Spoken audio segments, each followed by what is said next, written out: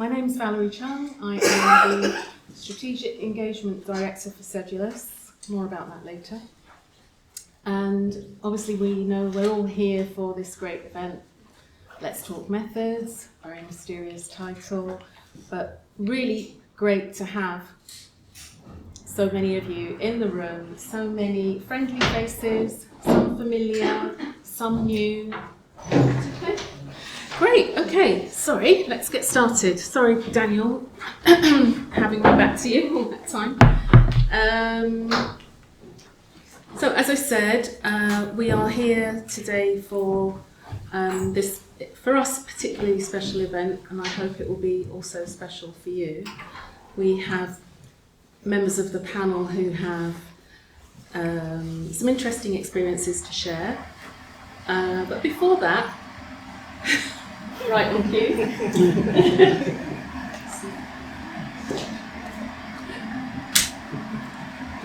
Before that, I would just like to say a few brief words about the last year.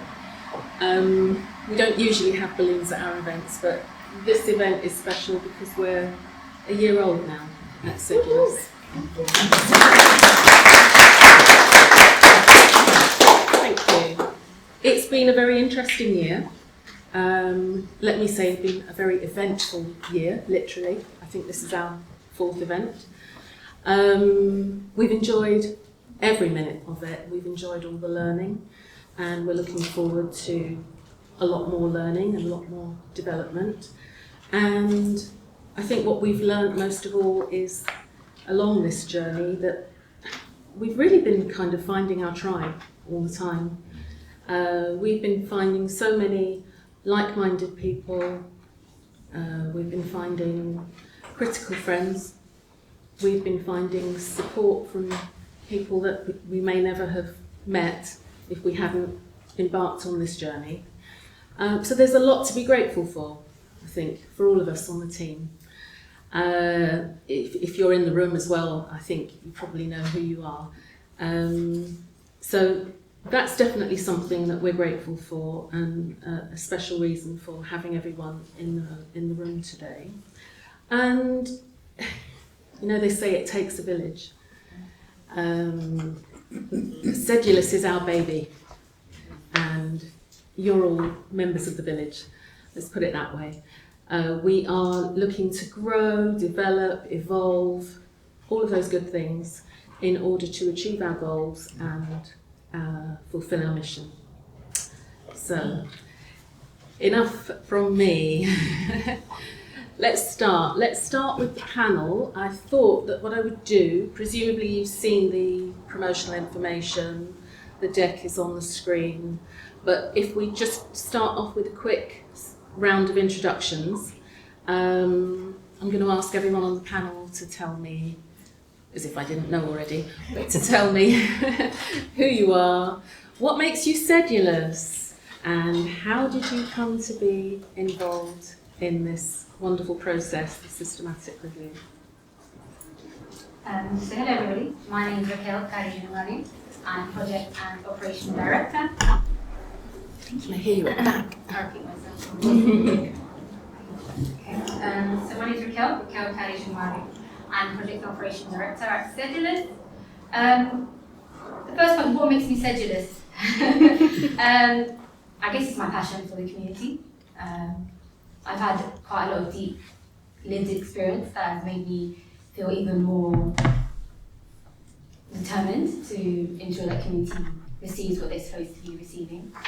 I think it's my values for action, ensuring that the values that are in place are actually actionable for the community.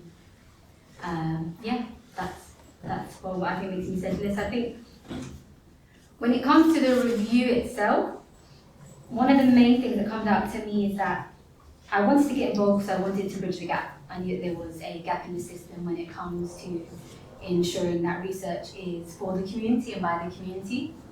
I wanted to ensure that we're filling that gap by really diving deep into what's currently there for us to explore. And also I wanted to ensure that we are bridging the gap between community knowledge and research structures itself. That needs to be filled in for me. Good evening, everyone. I'm Shaun Buchanan, founder of Equal Start. It's a social justice organisation. We was invited as a co-researcher to participate in the shower process, the showerful process, to make sure that marginalised communities have their say within the realm of research. Because as you know, academic research has a very specific pathway to understand what goes on in day-to-day lives. And I feel that as a community member myself, and campaigning for social justice, that people that don't have a voice, we amplify that voice so they can have a say in how funds are divided up, how community services are handed out, how public services serve the actual people that they're supposed to, instead of being siphoned off by others. And as our mission, where there's people, there's power. Hi everybody, so I'm Brenda Hayanga. I'm a research fellow. I'm based at King's College London. My work tends to look at ethnic inequalities in healthcare use and care quality. I suppose if you ask me what makes me sedulous is the approach that I take to resolving the issues, because most of my work involves identifying what the problem is, and we can start by identifying it on a large scale using quantitative research, using databases and numbers, which might not necessarily speak to the local communities. But the approach that Sedulous takes in terms of listening to voices, in terms of trying to ensure that the problems that are identified by the populations, the solutions are co-produced, is the same pathway that I actually also take in terms of trying to come up with solutions that are not only suitable for the population that we're targeting, but also effective, because there's no point in wasting resources in trying to come up with solutions that aren't going to make a difference. So that's... Good evening, everyone. I'm Sylvana Walcott. I'm co-founder and managing director of Sedulous. What makes me sedulous? I guess for those that don't know what sedulous means, sedulous actually means moving with diligence and determination. And I think for me, what makes me sedulous is the determination of bringing the power back to the community by helping other people, you know, researching the issues that are relevant to them. So how did I get involved in the review? I think I'm going to go a little bit deeper into that in a little bit, but we just wanted to understand how academic research is being used when we talk about research when it comes to marginalized communities. What is out there, what is working, what isn't working, and then how will that then inform how we should be working? Well, a little bit more soon. Okay. Good evening, everyone. I'm Daniel J. Morris. I've added the J so I can sound distinguished. I'm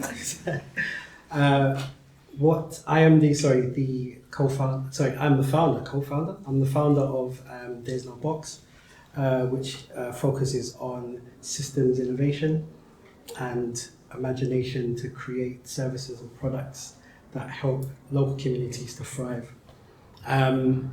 What makes me sedulous is diligent love. I'm a person, you might hear me say this word a few more times today, because it is the foundation and essence of who I am and the work that I do and what I like to bring to people in the community. I feel that when it comes to research, when it comes to approaches, when it comes to initiatives that are developed in order to help cater, serve and facilitate for people to thrive, people leave out love. So what I do is make sure there is love in everything I do, everything I say, every approach that I have. So yeah, that's all. Thank you. We can give it to Sylvana. We're going to come to Sylvana next. I think that's wonderful. I love the descriptions, everybody. We didn't rehearse this, by the way. So I'm hearing it at the same time as all of you. I would add that being sedulous, there's something about being sedulous which is not, it's not a humble brag. When you hear us talking about things like diligence and the care, taking care. It's not bragging about that quality, it's actually aspirational, and in a sense it's also invitational. You know, we're inviting everyone to be sedulous. It's a mindset that we want that mindset to be contagious.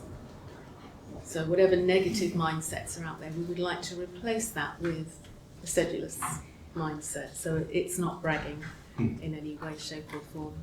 Great, okay, so that's all of us introduced. Let's move on and see if we can try and sort of flesh out the story of the systematic review in terms of how it began and how it has impacted each of you individually.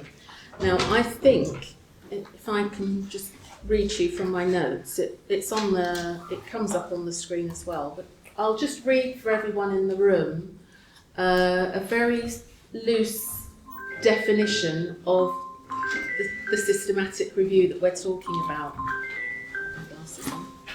Right, so the systematic review that we're referring to, think of it as gathering all the research, all the stories, all the evidence and the experiences about one big issue from everywhere, all the sources, and carefully analysing them together to understand what really works, what doesn't, and what's still missing. So that's really the process that we're talking about here.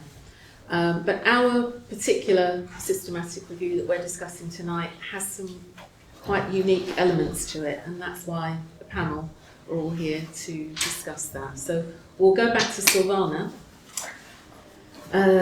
What was the spark and what kind of impact has this had on you? The spark. For those that are new to Sedulous, Sedulous is actually a spin-off of another organization. So we as a team, we've actually been in community research for the last 5 years, working on a number of projects, mainly health-related. And when we spun off last year, we're a year old now, I think as a team, we recognize that if we are going to challenge academic research, we first need to understand it, right? So this systematic review is kind of looking at like, okay, so what are the research methodologies out there that are being used when it comes to research with marginalized communities? You know, how are they being used? What is working? What isn't working? As a team, we already had an idea of what we wanted to look at. So, you know, community research is qualitative. It means that we're listening to stories rather than numbers, which is like the quantitative, right? So we wanted to look at, okay, so what are the qualitative approaches that are being used? What are the creative methodologies that are being used? What are the participatory? So when we say participatory, it means as in like how are the researchers working together with people that are being researched, right? And then further, what are the decolonized approaches? So when are we kind of moving away from what is box standard academic research? So we were very ambitious because it ended up actually being 4 systematic reviews in one, because every strand is a whole research on its own. But yeah, as a team, we felt that was a necessary step, because if we're going to challenge, you know, academic research, it is really important that we can say, but the research says, because a lot of us, we are passionate about what we're trying to say, but sometimes what we're lacking is the evidence, right? So what we're trying to now do is create the evidence to say that, okay, you're doing it this way, but actually the research says that this is a better approach of doing it. That's what we're trying to come to now. I forgot the second half of your question. I was thinking about the impact that it has had on you, because it's a new experience. So what kind of impact has it had on you? It's actually been very interesting. It's the first time I've ever conducted a systematic review, right? I didn't know what to expect. It's definitely a lot more work than I thought it would be. We were very ambitious. We thought we would be done by June, and we're now knowing that it's probably going to be early next year before we're done. But I think I started looking differently at academic research because, academic research, when we talk in, around community research, is kind of seen as the evil, right? It's like it's extractive, it's bad, etc. And I went with that mindset. I went into the systematic review. But as I'm actually going, I'm realizing that actually academic research on its own, it's not bad. There are really good approaches out there. It's just not enough academic researchers are using those approaches. And I think that's something that I've really, learned in the process. So I think I'm kind of growing into understanding that actually this really was a necessary step, because there's definitely a lot that we can learn as a community research organization that is actually academic, that we can apply to community research. And also, again, the underpinning, because now we can say, oh, we're doing it this way because the research says. And I think that's so important for what we're doing, because as a community research organization, there's often this kind of thinking of like, oh, but is your research rigorous enough, right? So if we're now using academic approaches, but maybe slightly adapt them so we think they're working better, we can then say, yeah, but the research says, and we have that underpinning and we have that rigor that, other people are saying we're lacking. So yeah, it's definitely been a learning process, but I'm enjoying it. Definitely, for sure. I have a feeling now that Dr. Brenda is going to have some comments to add, so I think it'd be good to move on to her. So I suppose with the systematic review, coming into it, I've done systematic reviews. I've been trained in doing systematic reviews. I love doing systematic reviews. I can remember when you guys came along, it was just a bit cautious as, are we going to be able to do this? But I think the understanding that we had in terms of I wasn't going to push you to do what you didn't feel was right, and you guys were open enough to let me explain as to what the process was. Because when it comes to academic research, especially when it comes to systematic reviews, there are steps to follow. You have to, if you want to get it published, if you want to make sure that it's something that is robust and it's recognized, there's gold standard systematic reviews. So there's different steps to follow, and I just wanted to ensure that what we were doing with the systematic review was going to be able to stand on its own legs when we take it to different presentations, when we're taking it to different audiences, when we decide to publish it, that it is actually going to meet the standards of publication. However, I really, really love that, you guys would be able to push back and let me know this, okay, we want to do it in this way. And it's this relationship where we're accommodating each other, but ensuring that we've still got our eye on that robustness and that methodological rigor that we need for the research. So was there anything else to share? The impact that it had on you, because it was a new experience for you. Yeah, so I think finding out that community researchers view academics in a certain way, that was quite interesting. And it was almost a case of trying to dispel some of the myths that are there about maybe just even systematic reviews in general, that they might be very, taking a very quantitative, numbers-based approach, and there is no space for people's lived experiences, there's no space for the voices of the community. And trying to show that we can be accommodating with systematic review. It's not just a case of going and trawling lots of different literature, trying to tick boxes, that we can be quite flexible. And with systematic reviews, I find that although we are going to be collecting evidence from the different spaces, as Sylvana has indicated, there is the qualitative papers. You're going to try and find all the qualitative papers to answer this one big question, and then you find all the participatory papers to answer whatever questions that you have. The final piece of work is going to be not just an accumulation of all these papers, it's going to be something that is going to be new. So something that is going to be, you've synthesized all this information, so you're coming up with new knowledge based on the existing knowledge, and our discussions in terms of what you're finding already is actually quite interesting for me to see as to what's being missed.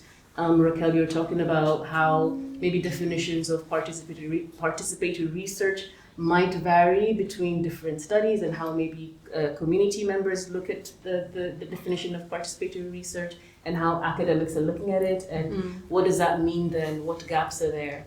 So it's been a great learning curve in terms of just how what community research means to people who are doing community research and how I fit in. I think also with the events that you've had now, maybe just going beyond the systematic review itself, meeting the members who are co-producing the solutions when we're having the different workshops and hearing their voices and just being embedded within the community, that was really, really helpful because most of the time I would be with my papers, reading my books, far away from, people's lived experiences and only coming out maybe when I need to do the field work. But this continuous engagement with the communities have really helped me learn and to just be able to keep people's voices as I go and as I do my own research. So that's the impact that it's had on me, just this learning curve and building networks and maybe future collaborations with the different projects that you have that are coming up. So yeah. Fantastic. Thank you. That's amazing. Raquel, would you like to add to that, add your experience? My experience, I think both of them covered quite a lot and it was extremely valued points, and I think that just like Sylvana already said, around the systematic reviews, that we were doing it for a very community-centred reason. When we first created this organisation, this is what I wanted to do. We want this organisation to be very, very community-centred. I want to ensure that whatever research we are creating or doing, what evaluations we're doing, is all about community and how to ensure that they feel valued in the research that they're being a part of and how they feel valued in how the research is being done. When it comes to the systematic review itself, I guess what sparked my attention was that we're doing a lot at once. But I think it brings great value because we're learning a lot at the same time. We are only all 1 year old, but I do feel like by doing the systematic review, we're improving every day, by day, by day, by day. We're doing a bit at a time, which is helping us compress and be able to process what we're learning. And I think as well, it just makes the organisation what we want it to be. It's given us what we need to say we are truly Sedulous because we have done the background work, we have made the effort, made the time, wherever it may be, evening, mornings, wherever it is, we're finding the time. But I guess, it's that true value. I think it's us bringing our values of Sedulous into systematic review, which comes out to me.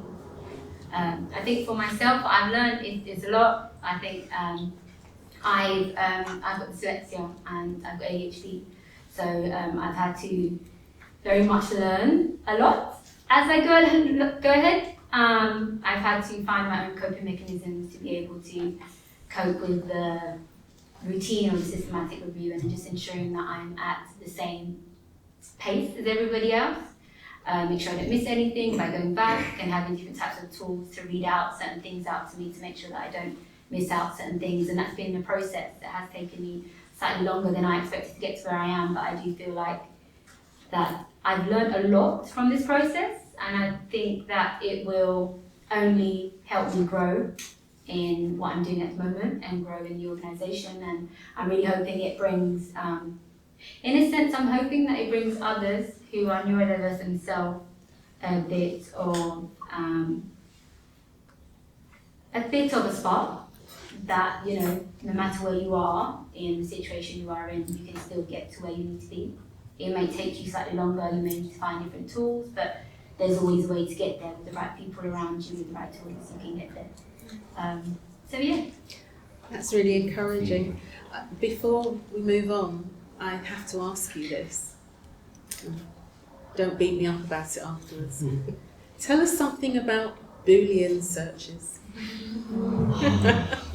Boolean searches. In your own words. Boolean searches are basically a group of words and terminology that describe everything that your criteria of your review is supposed to hit. So this could basically mean, let's say, the word research. The word research has a lot of synonyms. Synonyms. Thank you. And lots of different ways of describing what research means. That means every single one of those needs to be in that Boolean search. And that's for every other word that needs to be in that search. So when I mean there's a lot of words, I mean there is a lot of words. Literally, I feel like it goes on and on and on and on. So, but without that Boolean search, we would not get the papers that we needed. Yeah. So you spent quite a bit of time with Dr. Brenda and Sylvana as well, refining the search. I remember this. Trying to get the words just right, just to hit that sweet spot, not too many hits. I mean, some of the numbers that you came up with, pieces of research, they were mind-boggling. I mean, it came up, so we, as Sylvana said, we had 4 different strands. Each one of them came out with at least 12,000, 15,000. It does get to the point where you do look at them and you think, how am I going to get through this? But there is a process. With a systematic review, it does help you cut down day by day, and it does break it down, which does make it easier to go through. I think one of the things I must say is that a big thank you to Brenda, because you have no idea how helpful you have been to help us learn the process. Just like Sylvana said, this is the first systematic review we've ever done, and we're definitely challenging ourselves to do 4 at the same time, but I do feel like Brenda has been a very key part of how we've been able to get to where we are, being able to break down where we are, break down where the engines actually allow us to put in how long our Boolean is, and sometimes they get so big that it will not allow us to put it in. So I feel like even those little things, or even, for example, we've had a lot of papers that are restricted by paywall, and that paywall means that we are unable to truly evaluate what the research is actually saying. With Brenda's support, she's been able to help us break down a lot of them, been able to help us grab the ones that we're unable to get from that paywall, for us to be able to truly understand what it means. And for those who don't know, that paywall is basically more to allow universities and different types of institutions to be able to have access to quite a lot of the data that is published, but not publicly published, but published for university and other institutions, which means it is hidden behind a paywall. People like me, people in the community aren't able to access them. They still may be able to see, for example, the title, a little bit of a summary of what it means, but that's it. Mysterious. Okay, great, thank you. Let's talk about the process from a slightly different point of view then. If we go to Shaun, can you tell us how you came into this process? Because you came in from a different angle, and I'm sure it had a unique impact on you. Tell us about that. Well, where I come from, it's a totally different local authority. So yeah. I'm a part of a joint consultative committee, and what happens there, they ask people, members of the community, in terms of activists and community interest companies, what do you think they can do better in terms of, since lockdown they've had this leveling up, especially from people from the global majority. So what I try to do is give them, obviously, my personal experiences, but the stakeholders that I represent, about the ills and gripes they have about terms of services around housing, social housing disrepair, community spaces, domestic abuse, sustainable employment, even entrepreneurial enterprises, how they can connect to funding or maybe advice and help. So what they've done, they said, how can we then make sure that this kind of information is disseminated throughout the community, so it's not in a specific area where only people that are currently working can access this, and people that are underprivileged can get through to it as well. Because a lot of people, what I've discovered in my journey, is that they go to the job centre when they're at work, and they'll only have a job, they'll not be relying that most jobs are not advertised. So they would connect to local authority through workshops and obviously training to make sure that people can access it. So while doing that, I was invited, trying not by Daniel to do Dad's Voices, remember? So through that, I connected with my tribe, people with similar values, other organizations. So where I was inexperienced around funding opportunities and doing research through vehicles outside of what I learned at college and university, he then passed me on to Sylvana. And at first we used to go back and forth about what is needed best for people that are underprivileged. And she said, oh, why are you always challenging me like that? Why are you connecting me like this? I said, why don't you come around and actually participate? So she said, oh, come along in April. We had a table, a nice table, we had all these animals on the wall. I said, animals, how does that connect to research? And she said, I did the safari and with the thought showers, we'd get around the table and they said, oh, they'll ask you questions. So I would convey my experience, other people would convey theirs. And she said, look, this is how community works, because if you don't have the lived experience in a group, they'll just say it's anecdotal. So I said, we're trying to compile that all together to make sure that it's fairly representative of all people, not just certain amount of people that say, I was in the joint consulting community. So that gave me a certain privilege where other people that don't have that within their work do. So by doing that, obviously the due diligence, I was able to learn more about that. And it's impacted me in terms of how I approach research now and how I connect with members of the community. And they've offered me to come in as a co-researcher to do more of the investigations, which I hadn't done anything like that since I left university like 15, 16 years ago. Mm-hmm. So it's kind of giving me a more precise focus, and as I said, connected with other people that have, and other organisations that have similar values. Mm-hmm. So I don't feel isolated when I'm being rebellious. That's great. Over to you, Daniel. Thank you. I entered from a different avenue. So I've been involved in developing community research models and methodologies as well. So the story that Sylvana was alluded to earlier on about a spin-off. So I was a part of developing that spin-off at the program that spin-off actually went out and served the community with. And then prior to that, developing the actual program and mechanism for that for that business to exist. And then prior to that, I've kind of always been involved in community research in some aspect, even though it was probably not called that. It was, so I've had a few conversations about the fact that I've been involved in community and youth work for 25 years. And so, and around this area as well.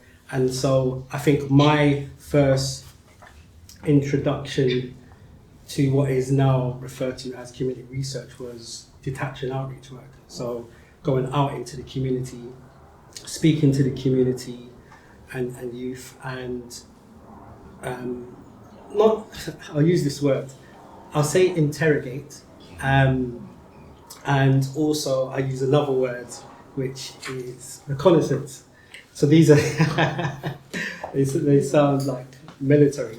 But I use those words because at the time I felt that in order to really acquire the information and the knowledge from the people, I had to use a certain approach to do so. And that took research into understanding actually those words that I just used, what does it actually mean? Instead of taking it from like a movie and saying, I'm doing reconnaissance. It's not. So going into communities, as I said, and speaking to people, listening to people, learning how to be an active listener, developing those skills was really important.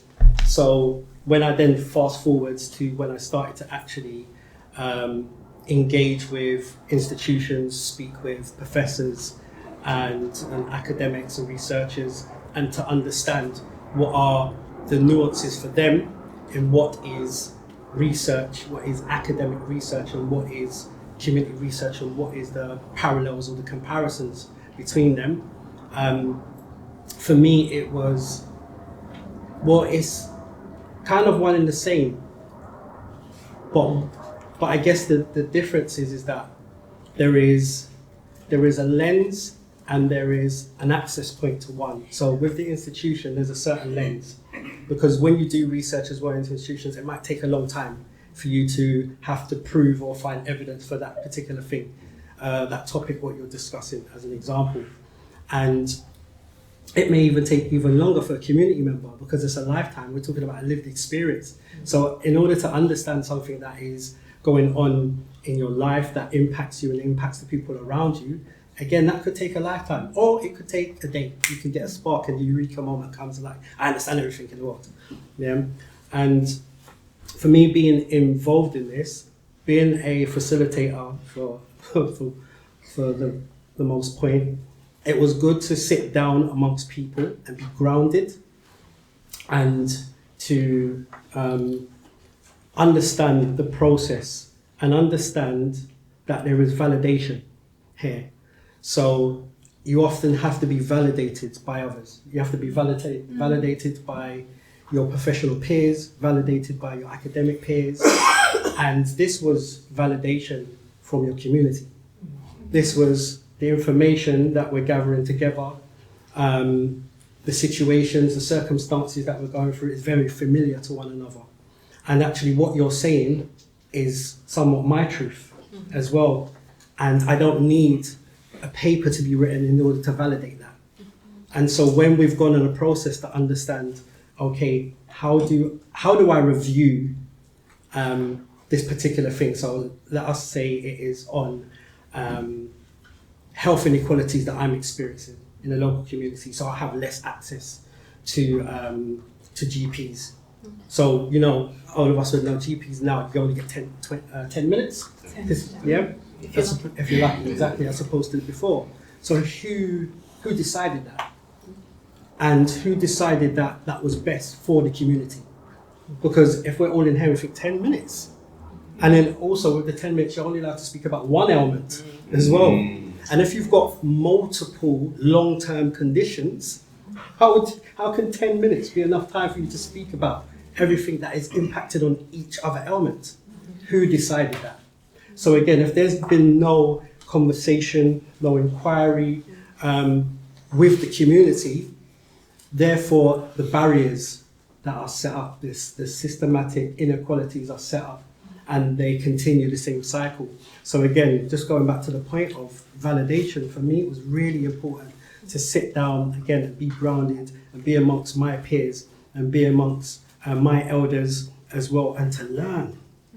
And just to learn and to take in and not be extractive as well, because we can be extractive naturally sometimes. And again, I'm saying professionally, because I'm usually the person that is doing this type of work, I had to sit down amongst people and then say, no, it's not time for that.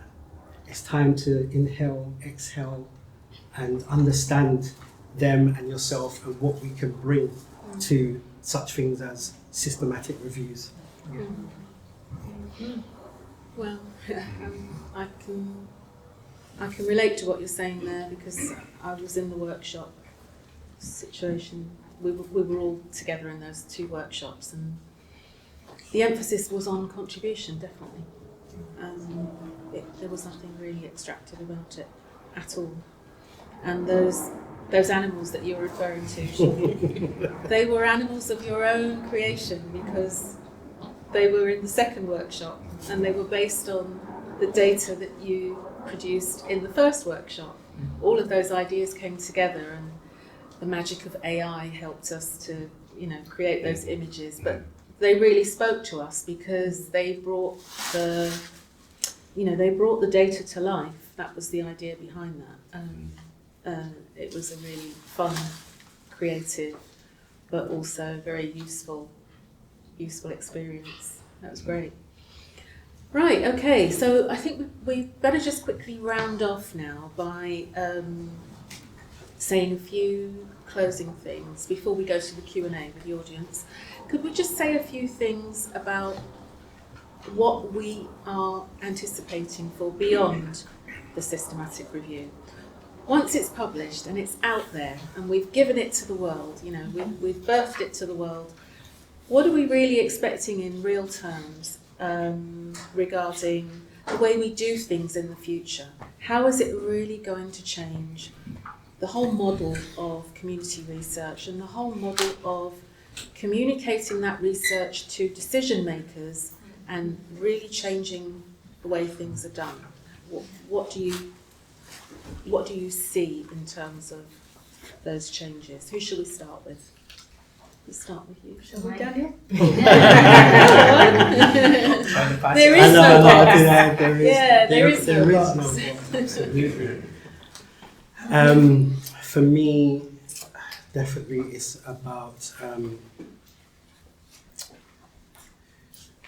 action-orientated dialogue. So there's going to be lots of discussion, because there just has to be discussion around this. It can always be polarizing when you're having these type of discussions, again, about validation, or the process, the methodologies that were used in order to conduct this research, in order to then validate the findings of this systematic review. It will somewhat be polarizing. There will be naysayers. And because of that, when it comes to changing policy or implementing policies that are ultimately going to impact local communities, as an example, we're gonna have to really be radical in terms of and being brave. Actually, not radical. I would say brave. Really be brave in standing on what we believe in and standing on the work that we've done, the diligence, the rigor that has been done in order to find this information, and stand on it and being brave that we've done this for a purpose. We've done this to make incremental change. This is not something that is going to be spoke about and then shelved, and then we come back 20 years later to have the same conversation again. So then it's my son that's going to be sitting here instead of me. No. It may not, it may be AI sitting here actually. But I think, it's really important to have action-orientated dialogue. So when we speak about the points, there has to be a trajectory, there has to be a commonality about how we're going to get to the destination together. You know, if it is policy change that we really want, who is that policy change for, and how can we get that policy change to be put into practice? Because policy can also be written. It can also be a dialogue as well. It doesn't necessarily mean the change. So in order for that policy to be or mean the change is going to happen, there has to be the right representation, there has to be the right levers, there has to be the right environment, there has to be the right timing sometimes, but it definitely has to be the bravery, as I said, to stand on really what we want to make change of this with. And then my last point, in fact, is, remember earlier on I said, I used the word love. So the only way you really do this, for me personally, and how I have been able to make change, is by changing people's hearts and their minds. And like, there are people in here that know me, and like when I speak, everywhere I go, I mention love, because I really mean it. And I've been able to impact people by speaking this way, because it feels uncomfortable to hear, like, in a academic space or a real formal space, for someone to speak about love. And so I've caught you off guard, haven't I? But at the same time, everybody has, well, I assume everybody has experienced some type of love. And I feel that when it comes to doing work like this, that has to be poured into it. Because again, if you're going to make any incremental change, you need to love what you're doing here. And you need to love wanting to get up every day and wanting to support people. And you're having to also bring people into a space and a place where they can also reflect and project that as well, in order for them to say, you know what, yeah, we can make a change. yeah, I am going to be listened to. Yeah, my voice is going to be heard. Yes, that person does take me seriously. Yes, they live on the other side of the road and they wrote that journal and I've never read it before. But they can hear me today and they're like, wow, you just touch here. Like, it's all been this, but you've just touched here. Now there's an opportunity. Now there's an opportunity for a real dialogue to happen. Because that's the only constant that we have in life, is that. So, I told you I'd mention it again. So, so yeah, that's really what I'm going to continue to be a brave, continue to speak about love in every space and every environment and every forum that I'm in until I see it. Thank you. Excellent. Thank you. Shall we go to Raquel? Are you going to talk about human connection as well? Love? Yeah, I must say that was an absolutely lovely way that you just finished that off. I absolutely love that. For me, I think where I see the systematic review taking us is changing behaviour. Us realising that it's not just the knowledge, but it's also the way we act, what we do in the room, the words that we use, the way that we make, whether it be reports, outputs accessible for the community. We need to realise that the reports that are currently available are not accessible for everybody. Everyone learns and understands differently. We need to better understand the cultural nuance of all of our different backgrounds. Every background has a different understanding and a different type of soul behind it, which means you need to treat it in a different way. Which means when it comes to research, you need to rethink, is participatory methods with creative methods better? Is using qualitative methods better? Which methods truly assess what you are trying to achieve, the community you're trying to reach? And it goes back to the way you recruit, the way you engage, the way you speak, the words that you use. It starts from the very, very beginning. And I do feel like that's often forgotten in research. It's often, this is what we need to do, I'm just going to go ahead and do it. That's not what the community wants. That's not. The community wants us to truly understand them, truly give them value, truly give them space, and truly understand that they are human just like you. Just like this room, right? We have stakeholders, but we have also got residents. We have community. And this is how it should be. Community, as well as stakeholders, students, and many others, all in the same room. This is what it should be. This is what it should look like. Everyone's on the same platform. We're all human. We all come from a familiar space, a familiar lived experience, and we should all be able to connect. And I think when I think about systematic review, I don't want it to just be about words. I want us to be able to think about how do we better serve the community and in what format. Can we make reports more accessible, more inclusive? Can we think about creative ways of saying, this is what we've learned? Can we bring community voices into that space? Can we let them be at the forefront, not us? Let them speak their voice, not us. Excellent. Thank you. Dr. Brenda? I'm not sure if I can add anything after that. It was really, really beautiful. But I think with a systematic review, for me, I suppose I'm just going to put on my research hat on. Okay.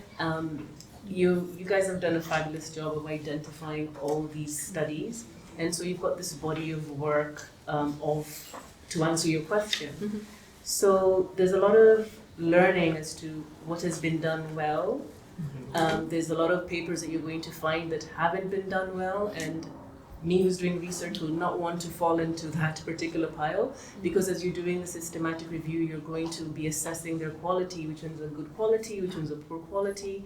And for me, that's a learning opportunity, because I do this research. I want to ensure that I am, whatever it is that we're talking about, the values that they're instilled in the research that I do. So seeing it on paper, understanding as to which papers have been done well, and not just what's worked, but why has it been done well? Have they done this because of funding issues, and they're being forced to, condense a study that they would have wanted to do in 4 years, but because of no funding, you have to do it like in a year or so. So understanding the context behind the different quality studies, you find the good studies, and I'd want to learn from those particular research studies that have been done well. The reviews are great. Maybe participants have given their feedback on as to what's worked, and we're also seeing what's changed. So the review gives us this opportunity to be able to see.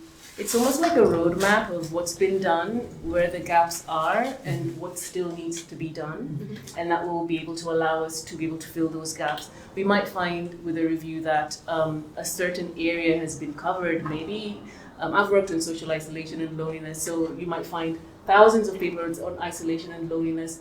They're using one particular method, but it might be that we need to shift the focus a bit, and maybe are we now looking at, I don't know if it's like youth isolation and loneliness, because then it might be the papers are focused on like older people. So it will just allow us to understand what's going on, and that way we'd be able to react better as to what's needed, but also not forgetting the input of the people who are involved, the community members.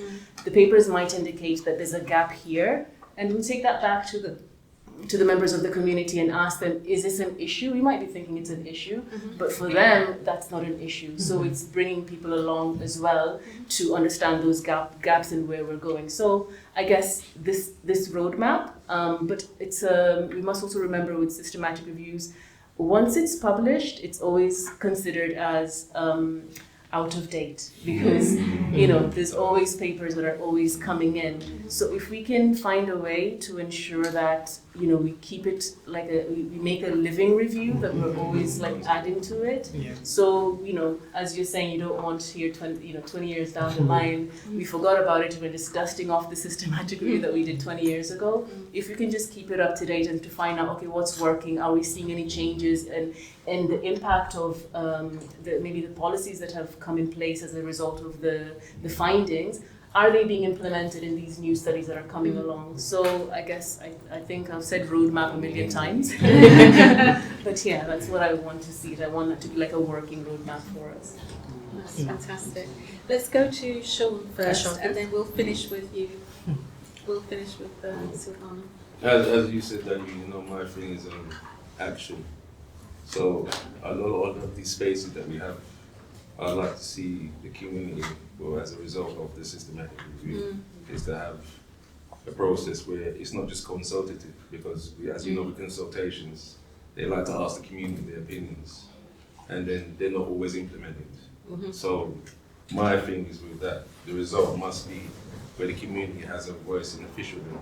So in local authorities, in the NHS, institutions, we have a position where we're allowed to veto certain decisions that are beneficial to the community. Because too many times what I've seen over the years, we'll have like community leaders, good organizations, once they pass away or they give it up, there's no legacy, there's no handing of the baton. See, like what you said, Daniel, I brought my children here to make sure that they can see what I'm doing in my time. So in their time, they said, oh, I see how that affects people day to day. So when my time comes, I'll be able to carry on the living legacy, what you said, living with you. So it's constant, it's not, oh, we're part that now, racism is no longer here, so we don't need to talk about it anymore. When these things are still occurring, but it's more hidden, subliminal. So that is my thing, the action must take place, and that the people must have, their voice must be amplified in the places of public institutions. So that we drive the change. We're not asking and going to them with our begging bowl, clapping hands and said, oh, please, can you change? Well, we'll let you consult, but we'll let you have an opinion, but we're going to do what we want anyway. And we're best known because we're more educated, we have more sense. We'll take you on board, we say, but we're going to do what we have because we have bottom lines, we have budgets, we have funding. And I said, well, I don't see any trickling down here. Or you want to give us an opinion, 3 opinions, or maybe a £50 voucher. But you've got researchers making careers out of this.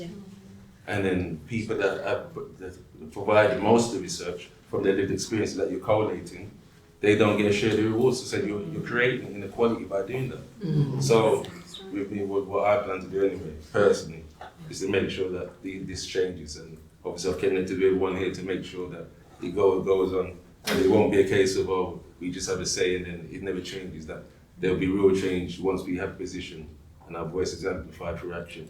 That's brilliant. Sylvana, can you top that? They put me last. What would I say? So amazing, such amazing points have been made already. I guess we're just going to stay sedulous, right? The systematic review has been the diligence part, so now it's going to be the determination. And I think for me, there's two strands to that.